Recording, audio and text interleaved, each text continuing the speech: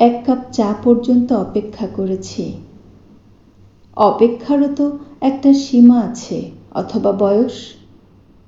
আমি কি এখনো স্কুল পালানো কিশোরী ঝোপে ঝাড়ে শেষ ঘন্টা পর্যন্ত দাঁড়িয়ে থাকব? আমার শেষ ঘন্টা বেজে গেছে সেই কতকাল। দপ্তরিকা ঘুমোতে গেছে।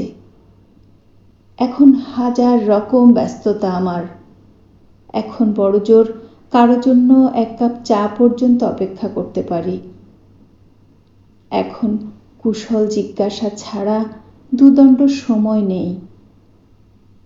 তবু তোমার জন্য একটি একলা চেয়ারে বসে এক কাপ চা পর্যন্ত অপেক্ষা করতে করতে দেখেছি এত ঠান্ডা করে চা এর আগে কখনো আমি পান করিনি।